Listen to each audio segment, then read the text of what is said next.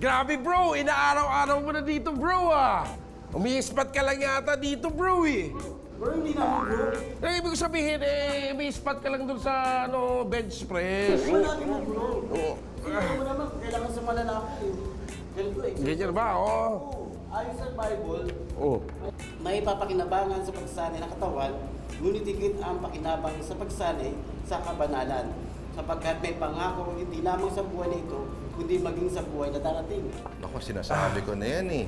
Naging kontrobersyal yung mga bagay-bagay lalo na kasi mga binabasa ninyo eh.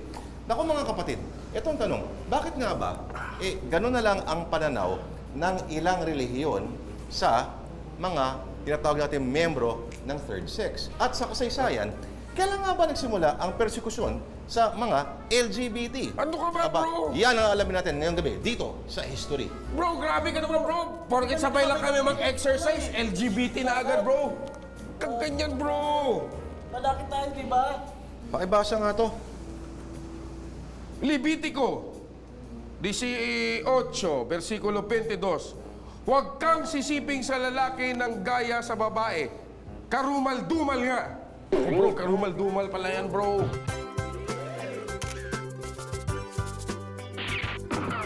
Nangyari, chismis noon, kasaysayan ngayon. Ginawa ang babae para sa lalaki, ginawa ang lalaki para sa babae.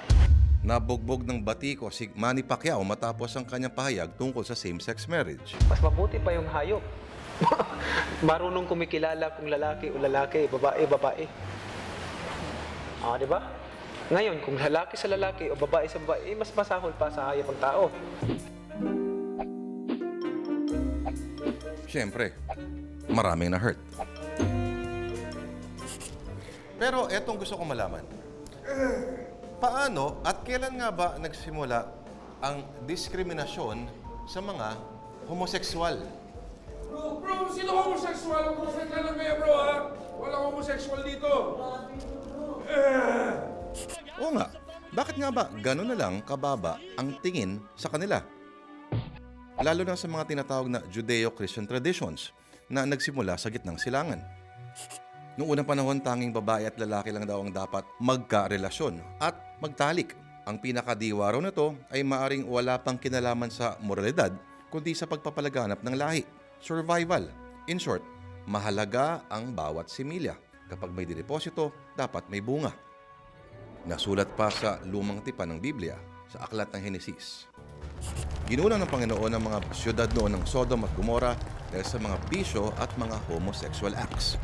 Huwag ka, pati nga raw ang dalawang anghel na pinadala noon gustong halayan ng mga taga-Sodom. Sa mas malupit naman na aklat ng Leviticus, mas hayagan ang pag-iit. Makasalanan ang relasyon sa kapwa lalaki o kapwa babae.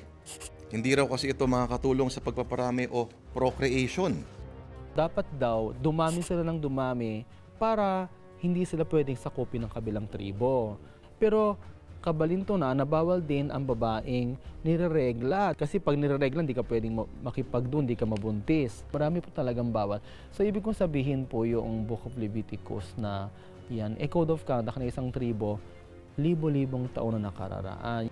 Naging attractive yung mga ideas that centered around natural law. So anything outside of procreation, any sexual activity outside of procreation is not according to the law of God, therefore not according to the law of man, and therefore should not be tolerated. Pero iba ang pananaw ng mga sinuunang Grego. Para kasi sa kanila, kapwa lalaki lang daw ang maaring magbigay ng tunay at wagas sa pag-ibig sa isa pang Adan. Lagi may body-body system sa mga warrior. Yung isa medyo matanda, yung isa medyo bata. Magjowa yung mga yan, no? Kasi you will die for your partner. Kaya lang simbolo ng perfect love, yung papakamatay ka para sa partner mo. So yung babae noon, ano lang kayo? Baby maker. The idea of pedestry, where an older Greek gentleman would be allowed to mentor a younger Greek person, and a sexual activity between the two of them would be considered passing off the wisdom from the older person to the younger one. Pati mga sinuunang Romano, malaya nakikipagtalik sa kapwa lalaki nang hindi bumababa ang pagtingin sa kanila ng lipunan. Pero wag na tayo lumayo. Sa Pilipinas, wala pa yung mga Kastila, sinasabing meron na tayong mga babaylan. Yung babaylan, babae yan, spiritual leader. Yung dato, yung lalaki, yun yung leader ng politika. Okay? Pero may mga lalaki na gustong maging babaylan. At so ang ginagawa nila, sila yung nagko-cross-dress, nagdadamit sila ng babaylan, at sila ay nagpe-perform ng duties ng babaylan. Tinatawag silang binabae, bayugin. 68! 69! Bro! Di ko na kaya, bro. Sakit dito, bro. Bro, kaya mo pa yan, bro! Na! Sakit. Kung sakit lang pinag-uusapan natin, wala pa yan sa sakit na dinanas ng mga bading na sinuunang panahon. Balik na naman yan, ano ba yan? At lalong-lalo na nung muling lumaganap ang Kristyanismo sa Europa, nung Middle Ages, nako, grabe yung pagpapahirap at persekusyon ang dinaanan nila. Bakit ba ganyan, bro? Nag-exercise lang kami. Puro bading yung topic mo, bro. Huwag kang ganyan, bro. Bro, ako naman, bro. 70! Ah, 71! 72! Ay, bro. Bro, masakit talaga. Noong ika-4 na siglo, ginawang illegal ito ng Christian Emperor sa sina Constantius II at Constance. Ipinagbawal ang pakikipagtalik sa kapwa kasarian at ang parusa. Susunugin ang buhay sa harap ng taong bayan. Nagpatupad din ang hari ng Inglaterra noon na si Henry VIII ng mga batas na nagbabawal sa homosexuality. Siya yung nagtatag ng Church of England. Diba? So, ibig sabihin, meron siyang title. At ito yung head of the church, defender of the faith. So, syempre, kung head of the church siya, again, nakasali siya sa doctrinal na pagbabawal ng mga Kristiyano sa kabaklaan, inimpose niya ito sa batas. Noong ika-12 siglo naman sa France at Italy, mas considerate daw sila. Puputulan muna ng itlog sa una at ikalawang offense, bago literal na lilitsunin sa ikatlong pagkakataon. Fast forward naman tayo, taong 1933 naman sa Nazi Germany ni Adolf Hitler. Kabilang ang mga bakla at mga lesbian sa mga grupong biktima ng Holocaust. O yung malawakang massacre ng nasa may 6 na milyong Hudyo. Hanggang 1945, halos 100,000 lalaki na pinaghinala ang bakla ang pinaghuhuli. Ang ilan, sinintensahang mamatay. Ang iba naman, pinahirapan sa mga concentration camps. Ang mga bading, tinataka nila ng triangle, no? Triangulo dito para maihiwalay sila, no? Hiwalay yan. Dito yung mga Jews, dito yung mga bading, no? Tapos lahat yan, of course, later pinatay, no? So, kung mababa na ang level ng Jews, ito mga Hudyo, pinakamababang level yung mga yung mga gays. Nako mga kapatid, hindi pa dyan nagtatapos ang persekusyon sa mga homosexual. Chikahan pa more sa pagbabalik ng history. Bart, ang maglipat. Paano kayo?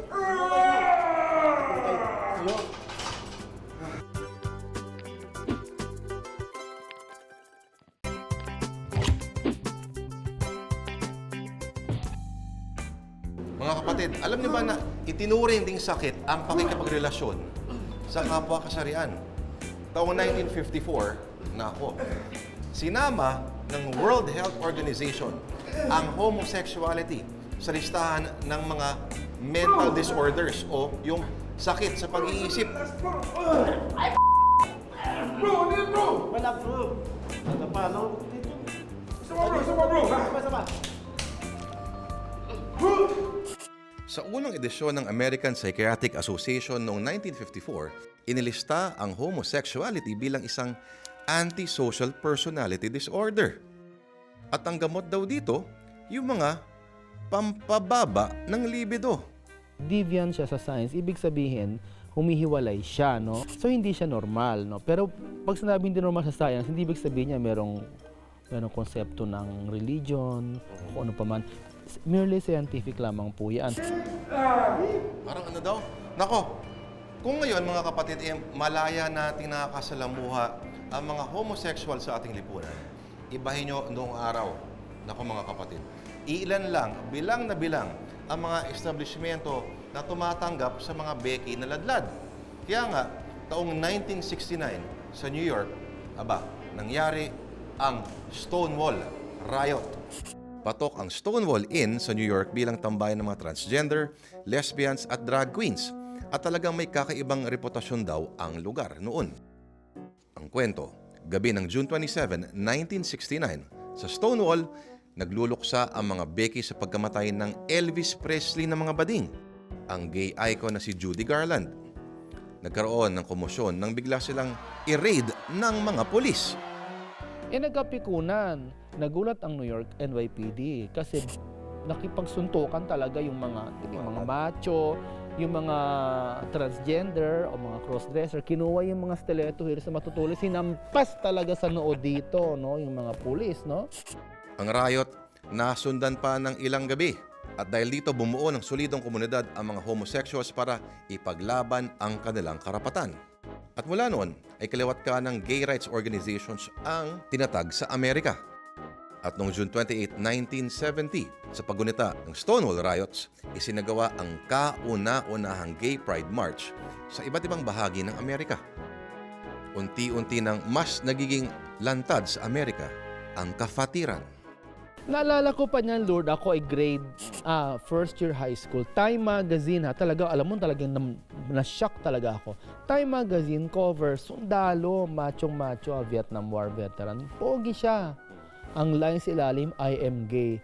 Napaganyan talaga ako. Kasi mga bading nakikita ko noon sa pelikula, yung pinapalabas, si Dolphy, kunyari, bading siya doon. Tapos si Herman Moreno. Ganun pala. Sabi ko ng ganyan.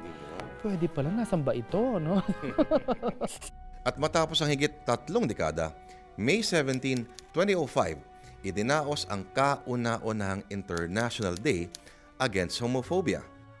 Bilang paggunita sa desisyon ng World Health Organization na alisin sa listahan ng International Classification of Diseases ang homosexuality noong 1990. Taong 2011, sa kauna-unahang pagkakataon, inaprobahan ng UN Human Rights Council ang isa pang resolusyon mula sa South Africa na pinagtitibay ang karapatan ng LGBT. Mga kapatid, sinasabi nila, noong araw daw sa Pilipinas, ang salitang bakla ay maririnig mo pa sa pasyong mahal na binabasa tuwing mahal na araw. At sinasabi naman nila, noong sa Pilipinas, noong unang panahon, hindi naman daw ginagamit talaga ang salitang bakla to refer to homosexuals. Ang ginagamit daw na salita ay binabae, lalong-lalo na sa ilang lugar sa Luzon, sa Timog Katagalugan. Pero paano nga ba ito nag-evolve noong paglipas ng panahon? Paano siya naging Shoke? Paano naging X-Men? O Becky? O Bayot? O ano pa ba yung mga tawag na yun? Bro, paano kayo, bro? Ano yun? I love you, little bird, little bird. Yung bading pwedeng 90s na siya, papunta na. Ginawa na namin libro ng Ladlad eh. Punta na kami doon. Iba-iba yan eh. Tapos yung X-Men, galing naman yan kay Giovanni Calvo. Pero ayun na ibang bading yan kasi dating lalaki raw ngayon babae na, no? You know, I would suggest that we stick with either LGBT or LGBTA. LGBTA meaning lesbians, gays, bisexuals, transgenders, and allies. Kasi at the end of the day, it's one community. You know, even if you're not a part of the 4 letters, you can still support them. You can still lobby for basic human rights.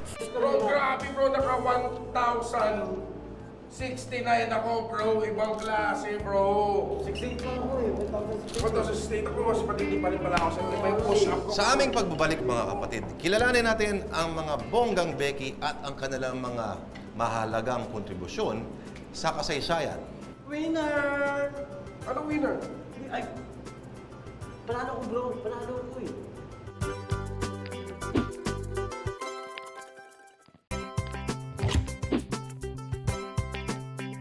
Bro, ano bro? Game na tayo bro! Game na, magalingan bro! Okay. Kung pagalingan lang pa pag-uusapan natin, kilalanin natin ang mga pinakatanyag ng mga kapatid natin, mga Becky, at ang kanilang hindi matatawarang mga kontribusyon sa kasaysayan. Pag sino manalo ha, sa kanya si coach ha. Sige, sige. Paano ba naman sa kanya si coach? Kasi si coach yung magtuturo. Kasi isa lang ang coach. Isa lang, sige. Sige, okay, sige. Galingan ko ah. Umpisahan natin ang ating listahan kay Alexander the Great, ang hari ng Macedonia. Tinuturing na isa sa mga pinakamakapangyarihang pinuno sa kasaysayan at henyo sa digmaan. Isa sa pinaka makisig at matikas at pinakamagaling na conqueror, di ba? Sa balat ng lupa, ay may karelasyon na lalaki na si Hephaestion, no? Idagdag sa listahan ng mga mandirigmang Beki, si Lieutenant Thomas Edward Lawrence, isa sa may malaking papel sa pag-akla sa mga Arabs laban sa mga namumunong Ottoman Turks noong 1916. Sa buhay niya ibinase ang classic epic film na Lawrence of Arabia. Ang chismis na fall daw si Lawrence sa isang batang water boy na pinag-alayan pa niya ng kanyang aklat na 7 Pillars of Wisdom. Yun nga lang, ito raw si Lawrence of Arabia, hindi paladlad noon. World War I siya na spy at namuno siya sa sa Arabia ng isang mutiny, no? At yun pala homosexual itong taong ito. So sundalo ito, 'di ba? Hindi rin naman katakataka na ang mga Beki ay maging henyo sa larangan ng sining. Ang Italianong si Leonardo da Vinci itinuring na Renaissance man. May obra ng Mona Lisa at ang The Last Supper. Isa rin sa mga sikat na Italiano ng Renaissance period ang painter, skulptor at arkitektong si Michelangelo. Nagpinta ng mga dingding at kisame ng Sistine Chapel at ang may gawa ng mga estatwa na David at Pieta. Mga Renaissance masters yan na they made our life richer, di ba? The whole world because of their art and their innovation. At syempre, aanhin mo ang modernong kasaysayan kung wala dyan ang lola ng pop art na si Andy Warhol. Kabilang din sa federasyon si J. Edgar Hoover, isa sa mga pangunahing pangalan na nagtatag ng Federal Bureau of Investigation o FBI noong 1935. Siya rin ang hinirang na kauna-unahang direktor ng ahensya. Matinding FBI director yan. Kumbaga, ang mga hinaharas lang naman ng FBI director na ito, sina Martin Luther King, no? Talagang mahigpit siya, at saka siya, yung traditional at stricto. Yun pala, may boyfriend din. Mukha siyang bulldog, malaking katawan niya, mukha siyang bulldog, yung ilong niya tabingi parang boksingero, no? Aba, ang lola mo, may bading na mahilig mag-crossdress. Si Alan Turing, isang British computer scientist at cryptanalyst. Tinuring na ama ng computer science, inventor ng modelo na mga ginagamit natin ngayong mga computers. At naging bayani pa noong World War II laban sa Nazi Germany. Na-decode niya yung Enigma code ng World War II, no? Na isa sa tumulong sa pagkapanalo ng Britanya. Siya ay pinersecute nung nalaman na siya ay may karelasyon. Sinasabi na si Turing ay yung kanyang kabaklaan ay isang sakit. Di ba? Kaya kailangan gamutin. Society that puts down homosexuality, and why am I homosexual if I'm affected? Pagdating naman sa politika, gumawa ng kasaysayan sa Amerika ang kauna-unahang ladlad na bading na tumakbo sa gobyerno, si Harvey Milk. Nahalal siya noong 1977 sa San Francisco Board of Supervisors sa California. Binago niya yung pananaw na dapat itago yung pagiging gay. Nung tumakbo siya, nagkaroon siya ng mga batas, no, na ipinasa, no, upang magkaroon ng mga karapatan ang mga bakla. Sa palakasan naman, kasama sa listahan ang retiradong NBA player ng Brooklyn Nets na si Jason Collins, ang kauna-unang manlalaro sa NBA history na umamin na siya ay bading. And it was such a huge thing kasi that was the first time an active player admitted to the public that he was gay. At marami pang ibang kafederasyon ang may ambag sa kasaysayan, maging sa pang-araw-araw nating pamumuhay. Kaya ang tanong, ano nga ba ang leksyon sa usaping ito? We've come a long way from where we were before, but at the same time, we're still far from where we really want to be. Kung ano man yung ating paniniwala tungkol sa kabaklaan, whether yan ay kasalanan o whether hindi, di ba? Hindi dapat yun makaapekto doon sa pagtrato natin ng tama sa bawat tao. Straight man o bading. 68! 69! Oh, bro! Pero kami mo mo, ako sa mo. Okay, ayos ka ba? Pero in fairness, ganda na katawan mo. Okay, sige bro. 70! Ano man ang iyong relihiyon, ano man ang iyong pananampalataya, kailanman, Grabe bro. mali ang mag-discriminate ng tao na mababa ang tingin sa kung sino man. Kung tunay na ang Diyos ay pag-ibig, sa mata ng pag-ibig, walang lalaki, walang babae, walang bakla, walang tomboy, walang transgender. Lahat tayo, iisa lang. Tayo'y mga tao. Yan po ang history natin sa gabing ito, mga kapatid. Ako po si Lord Rivera, siya si Bart, siya si Jun Sabayton. Nagsasabing, love wins. At kung wala tayong kasaysayan, Wala tayong saysay, bro. Bro, love you, bro. Thank you, bro. Tara, bro. Uminom tayo ng water, bro. Tara, bro.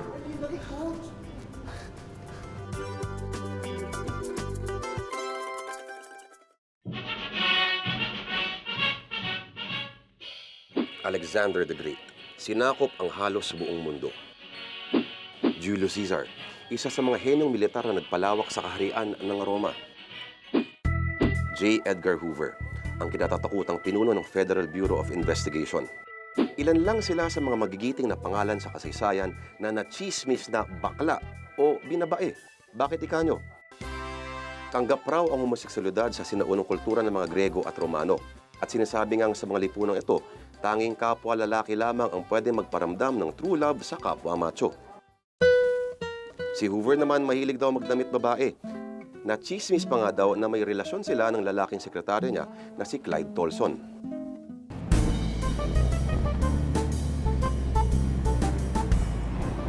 pero etong gusto ko malaman. Meron bang mga bading noon sa Katipunan? Meron! Bakit? Hindi yan ang ibig ko sabihin. Ang gusto ko malaman, meron bang mga bakla na kasapi noon ang kataas-taasang kagalang-galangang katipunan ng mga anak ng bayan o KKK? Bakit? Member din naman tayo ng kapatiran, di ba? Tama! Oo! Tama ka dyan. Sera? At ito ang history.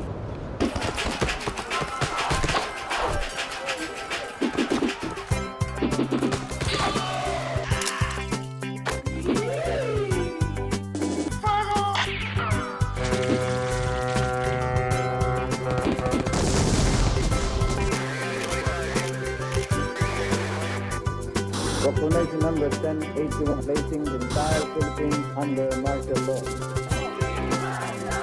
In a matter of 3-4 minutes, could be all over.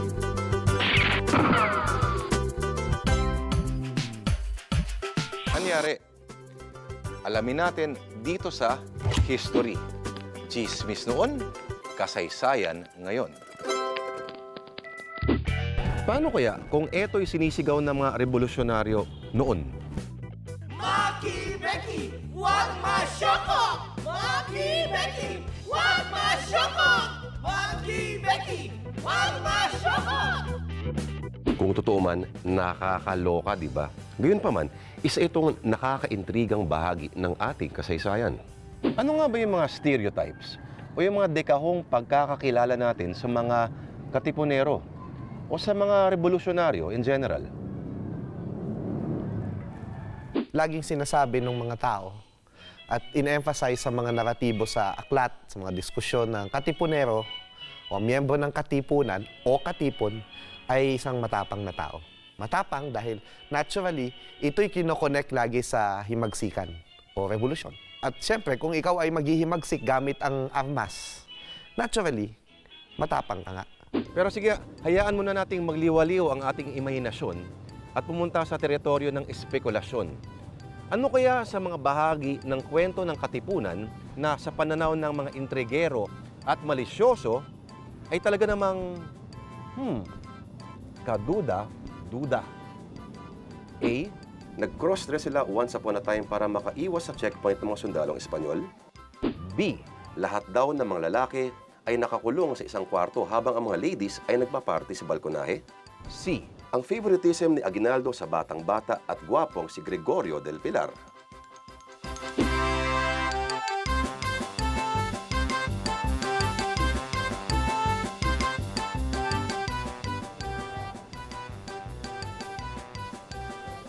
Nakapink ko. Si Danton Remoto ay kilalang gay rights activist at eksperto sa kasaysayan ng third sex sa Pilipinas. Isang award-winning na manunulat, propesor at chairperson ng Ladlad Party List. Isa sa mga common strategies raw ng mga revolusyonaryo no, ay magdamit babae. Yes. Di ba strategy naman yan talaga ng mga revolusyonaryo, yung mga bata, mga courier, matatanda, at saka mga babae. So, sa Balanggiga Massacre nga, di ba nakasuot sila ng babae? Iba-ibang sabihin si Rizal at iba pang propagandista, bading din porket nakadamit babae.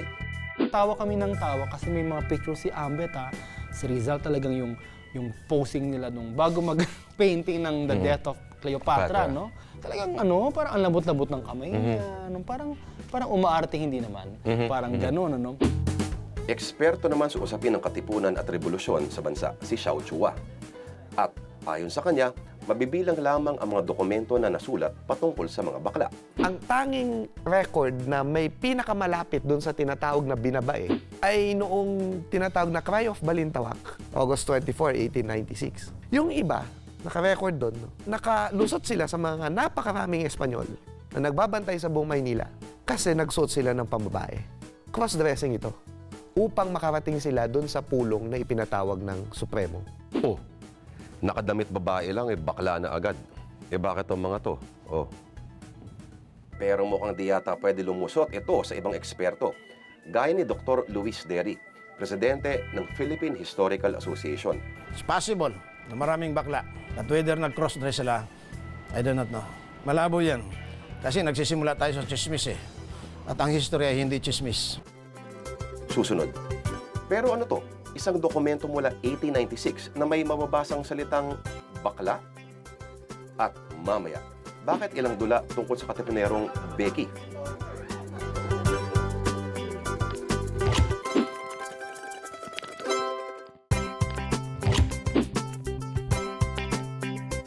Teka muna. Pag-usapan nga natin ang salitang bakla. Ang ibig sabihin niya, nung panahon ng Espanyol ay pagka sinabi mong nabakla, umuhaw ka. O hindi ka sigurado. O paiba-iba ang isip mo. Yun yung nabakla. In fact, mababasa raw salitang bakla sa pasyong Tagalog noong 19th century. Pero ang spelling ay ganito. Imbis sa K, C. At may linya pa nga raw na nagsabi na si Kristo raw ay nabakla. Pero ang ibig sabihin nun ay si Kristo ay nalito nung sa Agonias sa hardin o Agony in the Garden. Hindi ganun karami ang nasusulat tungkol sa mga bakla sa revolusyon. Pero nakakakiliti sa isipan ang isang artikulo ng historiador na si Ambeth Ocampo na Gays in the Philippine Revolution. May isang makulay na tauhan na binanggit dito. Ito si Baldomero de Leon din, nakasuot ng babae, may dalang bayong at saka sigarilyo, bilao, at saka bayong ng sigarilyo, ng asin, ng asukal, tumatawid sa American military lines. Imposible nga namang nung ika-20 siglo lang nagkaroon ng mga bakla sa Pilipinas, di ba? Pero ang tanong, bakit halos walang makitang mga kasulatan tungkol sa mga bading nung panahong yun? Wala akong nadaanan sa mga dokumento sa Philippine Insurgent Records na binabanggit ang bakla. Maliban sa isang ito, isang dokumento ng katipunan ng kanilang minutes of the meeting noong Agosto 12, 1896, may naisulat na salitang nakababakla. Pero, ayon kay Xiao, siguradong wala itong konotasyon ng romansa ng lalaki sa kapwa lalaki. Pero, nga kaya? Hindi natin dinidiscount. Maaring may mga katipunero na minamahal nila ang isa't isa. At hindi lang ito pagmamahal bilang kapatiran, kundi bilang romantic love.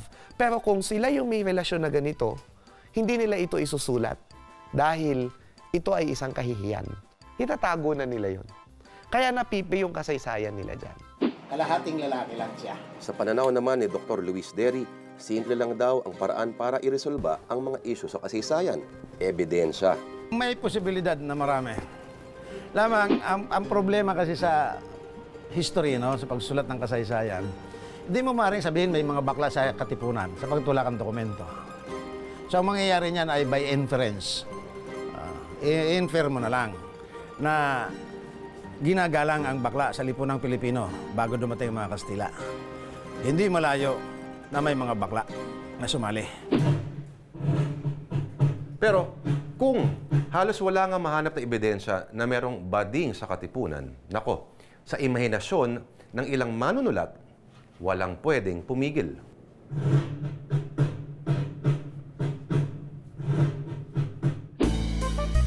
Ang manunulat at dating UP professor na si Domingo Landicho ay nagsulat ng Bagwis ng Sigwa, isang serye ng mga dula tungkol kay Andres Bonifacio at ang Katipunan.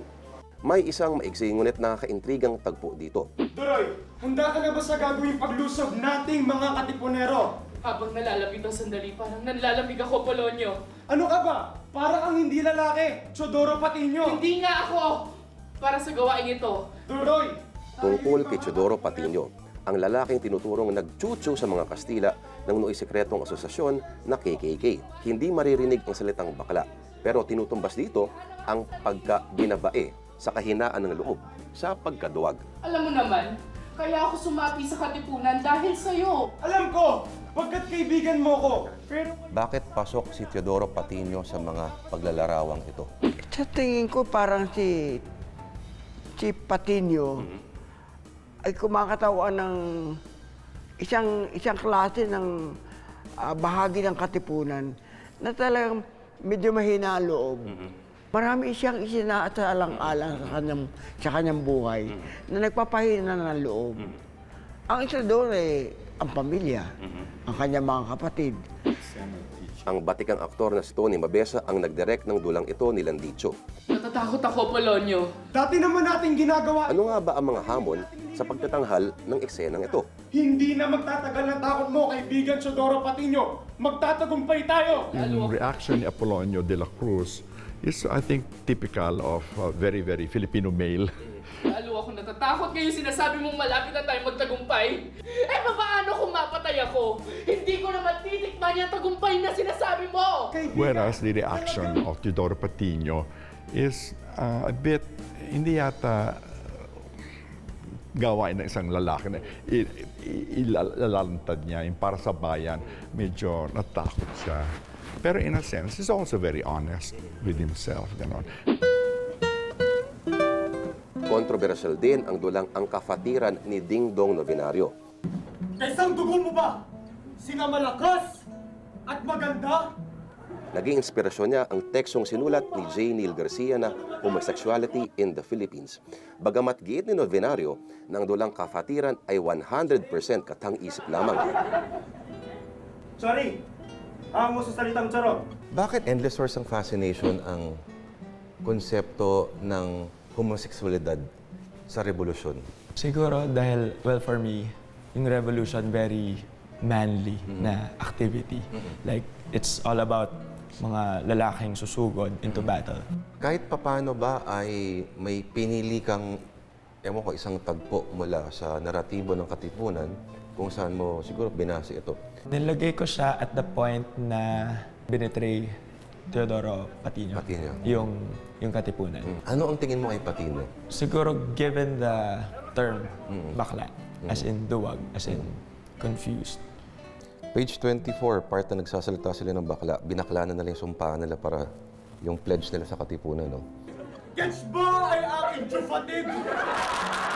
Nag-alangan ka ba na sinusulat mo yan na, ay nako, delikado to, may nagpigil ka ba ron? Hindi naman. Parang nung time na yun, it's in the spirit of fun na. And talagang from history, nagbe-breakthrough na to the modern times eh. So nung ginawa ko yan before, it was 2010, kasagsagan din ni Becky Mon sa YouTube. Juplay, si Watashi ng vacant position ni Aliwawaw Chi na Mari Philippines. Nakapaskilembang doon Chi sa Jubastra ni New Bells. So yun. So parang, what if may Becky sa Katipunan? Mukhang nagde-dead-end ang diskusyon natin sa kabaklaan sa Katipunan. Tomboy kaya? May kwento sa Visayas, no, ng isang pinunong katipon na babae. Ang libangan daw nito, sumakay sa mga hayop, makyat sa mga puno. Yung ginagawa ng lalaki.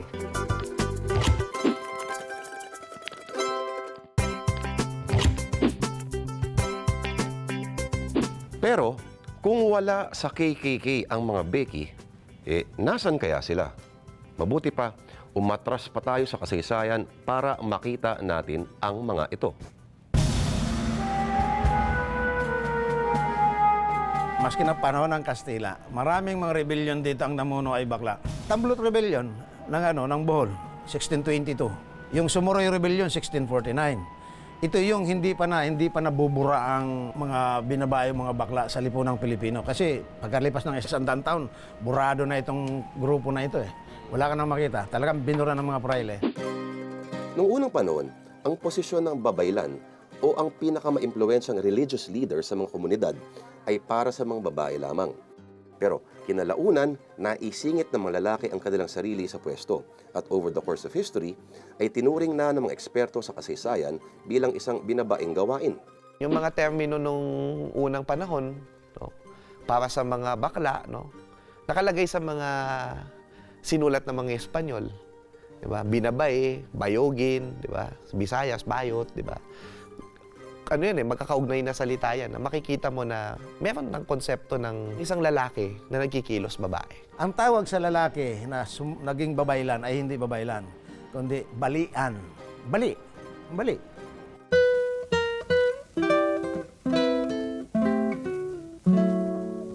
Sa aming pagsasaliksik sa tanong na kung may bakla nga sa Katipunan, isang bagay ang aming napagtanto. Na hindi ang mga closet queen ang nagre-reyna sa KKK, kundi ang mga matatapang na babaeng katipunera.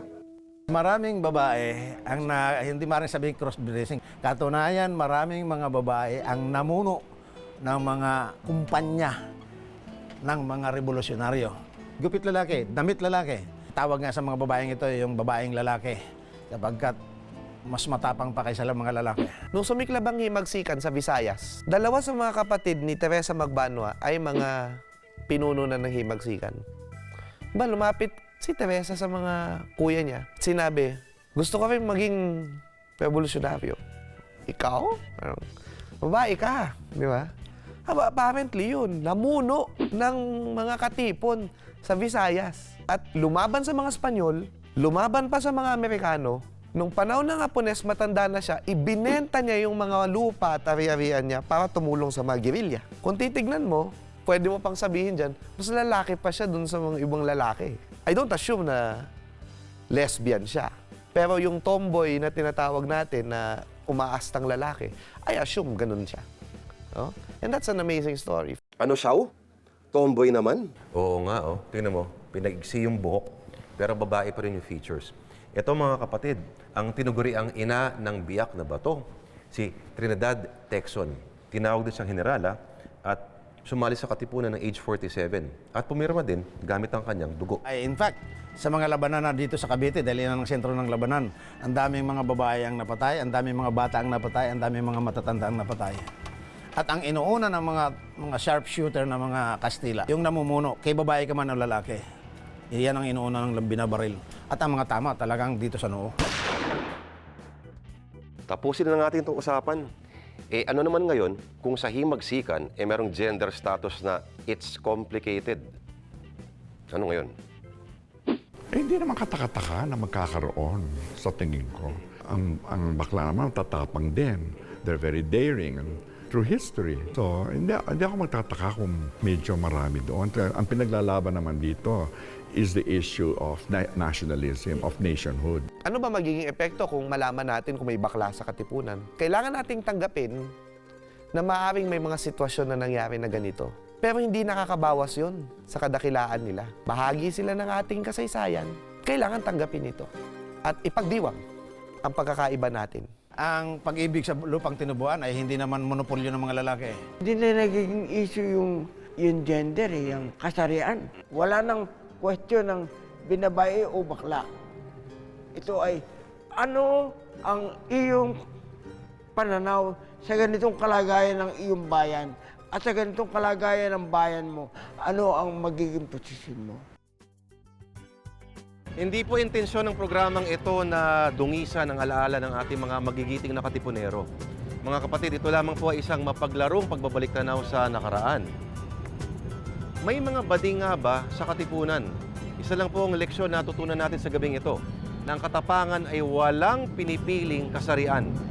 Mga kapatid, May mga chismis noon na chismis pa rin hanggang ngayon. Magandang gabi, ako po si Lord De Vera at ito po ang History.